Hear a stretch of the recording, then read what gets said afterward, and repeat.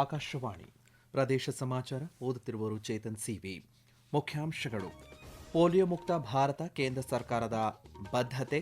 ಕೇಂದ್ರ ಹಣಕಾಸು ಸಚಿವೆ ನಿರ್ಮಲಾ ಸೀತಾರಾಮನ್. ರಾಜ್ಯದ ವಿವಿಧೆಡೆ 2,000 ಕೋಟಿ ರೂಪಾಯಿ ವೆಚ್ಚದಲ್ಲಿ ರೈಲ್ವೆ ವಿದ್ಯುದೀಕರಣ ವ್ಯವಸ್ಥೆ ಆಧುನೀಕರಣ. ಕೇಂದ್ರ ಸಚಿವ ವಿ ಸೋಮಣ್ಣ. ರಾಜ್ಯಾದ್ಯಂತ ರಾಷ್ಟ್ರೀಯ ಪಲ್ಸ್ ಪೋಲಿಯೋ ಲಸಿಕಾ ಅಭಿಯಾನ. ಗೃಹ ಕಚೇರಿ ಕೃಷ್ಣಾದಲ್ಲಿ ಚಾಲನೆ ನೀಡಿದ ಮುಖ್ಯಮಂತ್ರಿ ಸಿದ್ದರಾಮಯ್ಯ. ಇಂದು ಸಂಜೆ ಮಂಡ್ಯದ ಮಳವಳ್ಳಿಯಲ್ಲಿ ಶಿವರಾತ್ರೀಶ್ವರ ಶಿವಯೋಗಿಗಳ 1066ನೇ ಜಯಂತ್ಯೋತ್ಸವದ ಸಮಾರೋಪ ಸಮಾರಂಭ. ವಾರ್ತೆಗಳ ವಿವರ. ಹೊಸಪೇಟೆ ಸಮೀಪದ ಕಮಲಾಪುರ ಪ್ರಾಥಮಿಕ ಆರೋಗ್ಯ ಕೇಂದ್ರದಲ್ಲಿ ಆಯೋಜನೆ ಮಾಡಲಾಗಿದ್ದಂಥ ರಾಷ್ಟ್ರೀಯ ಪಲ್ಸ್ ಪೋಲಿಯೋ ಕಾರ್ಯಕ್ರಮಕ್ಕೆ ಇಂದು ಬೆಳಗ್ಗೆ ಕೇಂದ್ರ ಹಣಕಾಸು ಸಚಿವೆ ನಿರ್ಮಲಾ ಸೀತಾರಾಮನ್ ಚಾಲನೆ ನೀಡಿದರು. ಮಕ್ಕಳ ಆರೋಗ್ಯವನ್ನು ಕಾಪಾಡುವ ಮತ್ತು ಪೋಲಿಯೋ ಮುಕ್ತ ಭಾರತವನ್ನು ಖಾತ್ರಿಪಡಿಸುವ ಸರ್ಕಾರದ ಬದ್ಧತೆಯನ್ನು ಪುನರುಚ್ಚರಿಸಿದ ಮೂಲಕ ಅವರು 5 ವರ್ಷದ ಒಳಗಿನ ಮಕ್ಕಳಿಗೆ ಮೌಖಿಕ ಪೋಲಿಯೋ ಲಸಿಕೆ ಹನಿಗಳನ್ನು ನೀಡಿದರು. ಬಳಿಕ ಸುದ್ದಿಗಾರರೊಂದಿಗೆ ಮಾತನಾಡಿದ ಅವರು, ವಿಜಯನಗರದಲ್ಲಿ ಬಜೆಟ್ ಪೂರ್ವ ಚರ್ಚೆ ನಡೆಸುವುದರ ಮೂಲಕ ವಿಕಸಿತ ಭಾರತ 2047ರ ಕನಸಿಗೆ ಸ್ಫೂರ್ತಿ ತುಂಬಿಕೊಂಡು ಹೋಗುತ್ತಿದ್ದೇನೆ ಎಂದು ಈ ಸಂದರ್ಭದಲ್ಲಿ ಅವರು ಹರ್ಷ ವ್ಯಕ್ತಪಡಿಸಿದರು. ವಿಜಯನಗರ ಸಾಮ್ರಾಜ್ಯದಲ್ಲಿ ಜನ ಹೇಗೆ ಸಂಪದ್ಭರಿತವಾಗಿ ಬದುಕುತ್ತಿದ್ದಾರೋ ಹಾಗೆ ಪ್ರಧಾನಿ ನರೇಂದ್ರ ಮೋದಿ ಅವರ ಕನಸು ಕೂಡ ಜನರು ಸೌಖ್ಯದಿಂದ ಜೀವಿಸುವುದಾಗಿದೆ. ಈ ಹಿನ್ನೆಲೆಯಲ್ಲಿ 2 ದಿನಗಳ ಕಾಲ ಬಜೆಟ್ ಪೂರ್ವ ಹಣಕಾಸು ಅಧಿಕಾರಿಗಳೊಂದಿಗೆ ಚರ್ಚೆ ನಡೆಸಿರುವುದು ಸಂತಸ ತಂದಿದೆ ಎಂದರು. I was able to participate in this anti-polio campaign, giving vaccines to the children. It is important that all of us work together to eradicate polio completely from this country. My little participation gave me great happiness. It is important that all of us work together and also make sure the medical community support doctors, paramedics, nurses. All of them should be child care people, should be given enough support to make sure that this one particular curse on humankind, polio, is completely eradicated. ಬಳಿಕ ಅವರು ವಿಜಯಪುರದ ಹಸಿರೀಕರಣಕ್ಕಾಗಿ ಹುಣಸೆ ಸಸಿಯನ್ನು ನೆಟ್ಟರು. ಕಾರ್ಯಕ್ರಮದಲ್ಲಿ corporate ವ್ಯವಹಾರಗಳು ಮತ್ತು ರಸ್ತೆ ಸಾರಿಗೆ ಹಾಗೆ ಹೆದ್ದಾರಿಗಳ ರಾಜ್ಯ ಸಚಿವ ಹರ್ಷ ಮಲ್ಹೋತ್ರಾ ಉಪಸ್ಥಿತರಿದ್ದರು. ಸುಮಾರು 2,000 ಕೋಟಿ ರೂಪಾಯಿ ವೆಚ್ಚದಲ್ಲಿ ರಾಜ್ಯದ ವಿವಿಧೆಡೆ ರೈಲ್ವೆ ವಿದ್ಯುದೀಕರಣವನ್ನು ಆಧುನೀಕರಣಗೊಳಿಸಲಾಗುತ್ತಿದೆ ಎಂದು ಕೇಂದ್ರ ರೈಲ್ವೆ ಖಾತೆ ರಾಜ್ಯ ಸಚಿವ ವಿ ಸೋಮಣ್ಣ ತಿಳಿಸಿದ್ದಾರೆ.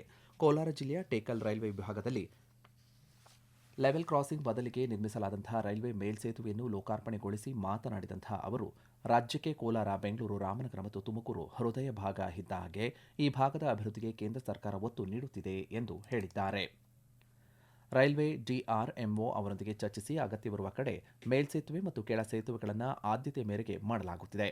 25ರಿಂದ 30 ವರ್ಷದ ಹಳೆಯದಾದ ಅನೇಕ ಯೋಜನೆಗಳನ್ನು ಕೈಗೆತ್ತಿಕೊಳ್ಳಲಾಗಿದೆ.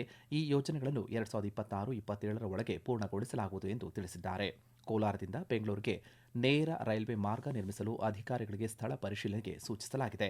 ಟೇಕಲ್ ರೈಲು ನಿಲ್ದಾಣದ ಹತ್ತಿರದ ಲೆವೆಲ್ ಕ್ರಾಸಿಂಗ್ ಗೇಟು ಹೆಚ್ಚು ವಾಹನ ದಟ್ಟಣೆಯಿಂದ ಕೂಡಿದ ಲೆವೆಲ್ ಕ್ರಾಸಿಂಗ್ ಗೇಟ್ ಆಗಿದ್ದು, ಹೆಚ್ಚುತ್ತಿರುವ ವಾಹನ ದಟ್ಟಣೆಯ ಸಮಸ್ಯೆಯನ್ನು ಪರಿಹರಿಸಲು ಮತ್ತು ಸಂಚಾರದ ಸುರಕ್ಷತೆಯನ್ನು ಹೆಚ್ಚಿಸಲು ಇಲ್ಲಿ ಲೆವೆಲ್ ಕ್ರಾಸಿಂಗ್ ಗೇಟ್ಗೆ ಬದಲಾಗಿ ರಸ್ತೆ ಮೇಲ್ಸೇತುವೆ ನಿರ್ಮಿಸಲಾಗಿದೆ ಎಂದು ಅವರು ಸ್ಪಷ್ಟಪಡಿಸಿದ್ದಾರೆ. ಈ ರಸ್ತೆ ಮೇಲ್ಸೇತುವೆಯನ್ನು ರೈಲ್ವೆ ಸಚಿವಾಲಯ ಮತ್ತು ರಾಜ್ಯ ಸರ್ಕಾರಗಳ 50:50 ವೆಚ್ಚ ಹಂಚಿಕೆಯ ಆಧಾರದಲ್ಲಿ 23.5 ಕೋಟಿ ರೂಪಾಯಿಗಳ ವೆಚ್ಚದಲ್ಲಿ ನಿರ್ಮಿಸಲಾಗಿದೆ. ಈ ರಸ್ತೆ ಮೇಲ್ಸೇತುವೆ ನಿರ್ಮಾಣದಿಂದ ಸುಗಮ ಮತ್ತು ತಡೆರಹಿತ ಸಂಚಾರಕ್ಕೆ ಅನುಕೂಲವಾಗಲಿದೆ ಎಂದು ಅವರು ತಿಳಿಸಿದ್ದಾರೆ.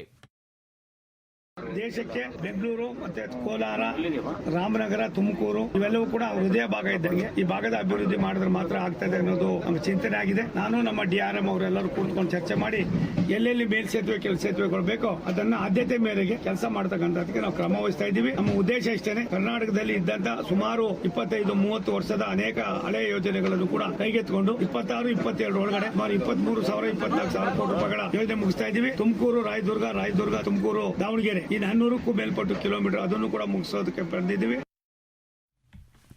ಯುವ ಸಮೂಹ ಇತ್ತೀಚಿನ ದಿನಗಳಲ್ಲಿ ಸಾಮಾಜಿಕ ಜಾಲತಾಣ 30% ಮಾದಕ ವ್ಯಸನಿಗಳಾಗುತ್ತಿದ್ದಾರೆ. ಇಂಥವರನ್ನು ಸರಿದಾರಿಗೆ ತರುವ ಕೆಲಸ ಮಾಡಬೇಕು ಎಂದು ಅರಣ್ಯ, ಪರಿಸರ ಮತ್ತು ಸೂಕ್ಷ್ಮ ಜೀವಿಶಾಸ್ತ್ರ ಸಚಿವ ಈಶ್ವರ್ ಖಂಡ್ರೆ ಹೇಳಿದ್ದಾರೆ. ಮಂಡ್ಯ ಜಿಲ್ಲೆಯ ಮಳವಳ್ಳಿಯಲ್ಲಿ ನಡೆಯುತ್ತಿರುವಂತಹ ಆದಿಜಗದ್ಗುರು ಶಿವರಾತ್ರಿ ಶಿವಯೋಗಿ ಶ್ರೀಗಳ 1066ನೇ ಜಯಂತ್ಯೋತ್ಸವದ 5ನೇ ದಿನದ ಕಾರ್ಯಕ್ರಮದಲ್ಲಿ ಭಾಗಿಯಾಗಿ ಅವರು ಮಾತನಾಡಿದರು. ಬಳಿಕ ಮಾತನಾಡಿದ ಬಿಜೆಪಿ ರಾಜ್ಯಾಧ್ಯಕ್ಷ ಬಿವೈ ವಿಜಯೇಂದ್ರ, ಬಸವಣ್ಣ ಅವರ ಸಮಾಜ ನಿರ್ಮಾಣವಾಗಬೇಕಾದರೆ ವೀರಶೈವ ಲಿಂಗಾಯತ ಸಮಾಜದ ಎಲ್ಲ ಒಳ ಪಂಗಡಗಳು ದ್ವೇಷ ಮರೆತು ಒಗ್ಗೂಡಿ ಒಟ್ಟಾಗಬೇಕು. ಆ ಮೂಲಕ ರಾಜ್ಯದ ಅಭಿವೃದ್ಧಿಗೆ ಶ್ರಮಿಸಬೇಕು. ವೀರಶೈವ ಸಮುದಾಯದಲ್ಲಿ ಒಡಕು ಮೂಡಿಸುವ ಕೆಲಸ ಆಗುತ್ತಿದೆ ಎಂದು ಅವರು ತಿಳಿಸಿದ್ದಾರೆ. ಇಂದು ಭಾರತ ಬಲಿಷ್ಠ ರಾಷ್ಟ್ರವಾಗಿ ಬಲವರ್ಧನೆಯಾಗಿದೆ. ಪ್ರಧಾನಿ ನರೇಂದ್ರ ಮೋದಿ ಜಗತ್ತಿನ ಯಾವ ದೇಶಕ್ಕೆ ಹೋದರೂ ಬಸವಣ್ಣ ಅವರನ್ನ ನೆನಪಿಸಿಕೊಂಡು ಸಮಾಜ ಕಟ್ಟಿದ ಬಸವಣ್ಣನವರ ತತ್ವವನ್ನು ಮೆಲುಕು ಹಾಕುತ್ತಾರೆ ಎಂದು ಅವರು ಹೇಳಿದ್ದಾರೆ. ಪ್ರದೇಶ ಸಮಾಚಾರ ಕೇಳುತ್ತಿದ್ದೀರಿ.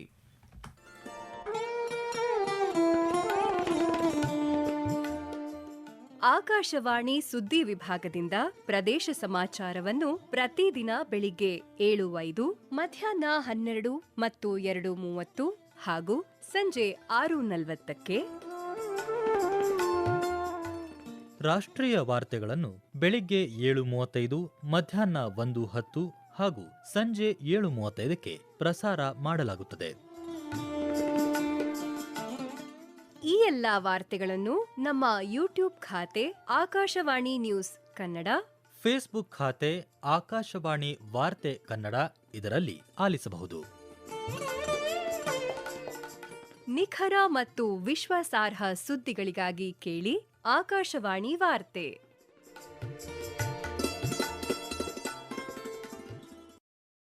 ರಾಷ್ಟ್ರೀಯ ಪಲ್ಸ್ ಪೋಲಿಯೋ ಲಸಿಕಾ ದಿನವಾದ ಇಂದು ರಾಜ್ಯಾದ್ಯಂತ 5 ವರ್ಷದ ಒಳಗಿನ ಕೆಳಗಿನ ಮಕ್ಕಳಿಗೆ ಪೋಲಿಯೋ ಹನಿ ನೀಡುವ ಕಾರ್ಯಕ್ರಮವನ್ನು ಜಿಲ್ಲಾಡಳಿತ, ಜಿಲ್ಲಾ ಪಂಚಾಯತ್ ಹಾಗೂ ಕುಟುಂಬ ಕಲ್ಯಾಣ ಇಲಾಖೆಗಳ ವತಿಯಿಂದ ಹಮ್ಮಿಕೊಳ್ಳಲಾಗಿತ್ತು. ಮುಖ್ಯಮಂತ್ರಿ ಸಿದ್ದರಾಮಯ್ಯವರು ಗೃಹ ಕಚೇರಿ ಕೃಷ್ಣದಲ್ಲಿ ರಾಷ್ಟ್ರೀಯ ಲಸಿಕಾ ದಿನವನ್ನು ಮಕ್ಕಳಿಗೆ ಪಲ್ಸ್ ಪೋಲಿಯೋ ಲಸಿಕೆ ಹಾಕುವ ಮೂಲಕ ಉದ್ಘಾಟನೆ ಮಾಡಿದ್ದು, ಸಚಿವರಾದಂತಹ ದಿನೇಶ್ ಗುಂಡೂರಾವ್, ಜಿ ಪರಮೇಶ್ವರ್ ಸೇರಿದಂತೆ ಹಲವು ಗಣ್ಯರು ಈ ಸಂದರ್ಭದಲ್ಲಿ ಉಪಸ್ಥಿತರಿದ್ದರು.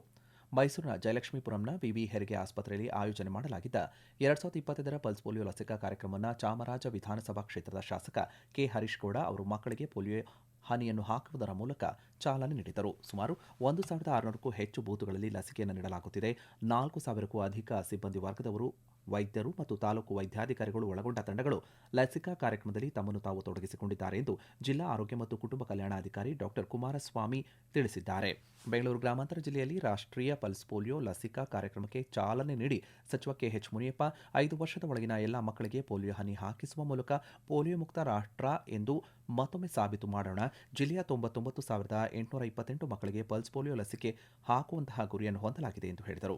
ಗದಗ ಜಿಲ್ಲಾ ಆರೋಗ್ಯ ಮತ್ತು ಕುಟುಂಬ ಕಲ್ಯಾಣ ಇಲಾಖೆ ವತಿಯಿಂದ ಗದಗ ನಗರದ ಡಿಎಂಎಂ ಆಸ್ಪತ್ರೆಯಲ್ಲಿ ಏರ್ಪಡಿಸಲಾಗಿದ್ದಂತಹ ಜಿಲ್ಲಾ ಮಟ್ಟದ ಪಲ್ಸ್ ಪೋಲಿಯೋ ಲಸಿಕಾ ಅಭಿಯಾನಕ್ಕೆ ವಿಧಾನ ಪರಿಷತ್ ಸದಸ್ಯ ಎಸ್ವಿ ಸಂಕನೂರ ಚಾಲನೆ ನೀಡಿದರು.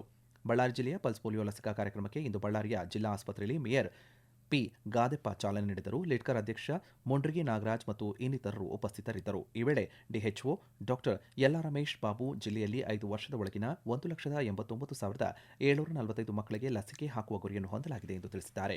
ಮಂಡ್ಯ ಜಿಲ್ಲೆಯ ಶ್ರೀರಂಗಪಟ್ಟಣದ ಸಾರ್ವಜನಿಕ ಆಸ್ಪತ್ರೆ ಸಭಾಂಗಣದಲ್ಲಿ ರಾಷ್ಟ್ರೀಯ ಪಲ್ಸ್ ಪೋಲಿಯೋ ಕಾರ್ಯಕ್ರಮದ ನಿಮಿತ್ತ ಮಗುವಿಗೆ ಪೋಲಿಯೋ ಹನಿ ಹಾಕುವುದರ ಮೂಲಕ ಕಾರ್ಯಕ್ರಮಕ್ಕೆ ಚಾಲನೆ ನೀಡಿ ಮಾತನಾಡಿದ ಶಾಸಕ ರಮೇಶ್ ಬಾಬು, ಬಂಡಿ ಸಿದ್ದೇಗೌಡ, ಪೋಲಿಯೋ ಮುಕ್ತ ವಿಶ್ವ ನಿರ್ಮಾಣಕ್ಕಾಗಿ ಕಡ್ಡಾಯವಾಗಿ ಮಕ್ಕಳಿಗೆ ಪೋಲಿಯೋ ಲಸಿಕೆ ಹಾಕಿಸಬೇಕೆಂದು ಮನವಿ ಮಾಡಿದರು.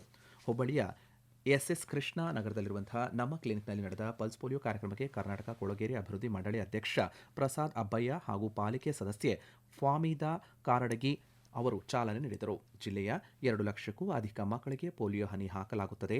ಸುಮಾರು 891 ಬೂತ್ಗಳನ್ನು ತೆರೆಯಲಾಗಿದ್ದು 3,600 ಸಿಬ್ಬಂದಿ ನಿಯೋಜನೆ ಮಾಡಲಾಗಿದೆ. ಜಿಲ್ಲಾ ಆರೋಗ್ಯ ಮತ್ತು ಕುಟುಂಬ ಕಲ್ಯಾಣಾಧಿಕಾರಿ ಡಾಕ್ಟರ್ ಎಸ್ಎಂ ಹೊನಗೇರಿ ಮಾಹಿತಿಯನ್ನು ಹಂಚಿಕೊಂಡರು. ಮಂಡ್ಯ ಜಿಲ್ಲೆಯ ಮಳವಳ್ಳಿಯಲ್ಲಿ ನಡೆಯುತ್ತಿರುವಂತಹ ಆದಿ ಜಗದ್ಗುರು ಶಿವರಾತ್ರೀಶ್ವರ ಶಿವಯೋಗಿಗಳ 1066ನೇ ಜಯಂತ್ಯೋತ್ಸವದ ಸಮಾರೋಪ ಸಮಾರಂಭ ಇಂದು ಸಂಜೆ ನಡೆಯಲಿದೆ. ಸಮಾರೋಪ ಸಮಾರಂಭದಲ್ಲಿ ಮುಖ್ಯಮಂತ್ರಿ ಸಿದ್ದರಾಮಯ್ಯ, ಉಪಮುಖ್ಯಮಂತ್ರಿ ಡಿಕೆ ಶಿವಕುಮಾರ್, ಕೇಂದ್ರ ಸಚಿವೆ ಶೋಭಾ ಕರಂದ್ಲಾಜೆ ಭಾಗಿಯಾಗಲಿದ್ದಾರೆ. ಕಳೆದ ಮಂಗಳವಾರ ಆರಂಭವಾದ ಜಯಂತ್ಯೋತ್ಸವಕ್ಕೆ ರಾಷ್ಟ್ರಪತಿ ದ್ರೌಪದಿ ಮುರ್ಮು ಚಾಲನೆ ನೀಡಿ 6 ದಿನಗಳ ಕಾಲ ನಡೆದ ಜಯಂತ್ಯೋತ್ಸವ ಇಂದು ಮುಕ್ತಾಯಗೊಳ್ಳಲಿದೆ. ವಸತಿ ನಿಲಯದ ಎಲ್ಲ ಬಾಲಕಿಯರಿಗೆ ಶೀಘ್ರ ಶುಚಿ ಸೌಲಭ್ಯ ಒದಗಿಸಬೇಕು ಎಂದು ಕರ್ನಾಟಕ ರಾಜ್ಯ ಮಕ್ಕಳ ಹಕ್ಕುಗಳ ರಕ್ಷಣಾ ಆಯೋಗದ ಅಧ್ಯಕ್ಷ ಶಶಿಧರ ಕೋಸಂಬೆ ಅಧಿಕಾರಿಗಳಿಗೆ ಸೂಚನೆ ನೀಡಿದ್ದಾರೆ. ಕೊನೆಯಲ್ಲಿ ಮತ್ತೊಮ್ಮೆ ಮುಖ್ಯಾಂಶಗಳು. ಪೋಲಿಯೋ ಮುಕ್ತ ಭಾರತ ಕೇಂದ್ರ ಸರ್ಕಾರದ ಬದ್ಧತೆ, ಕೇಂದ್ರ ಹಣಕಾಸು ಸಚಿವೆ ನಿರ್ಮಲಾ ಸೀತಾರಾಮನ್.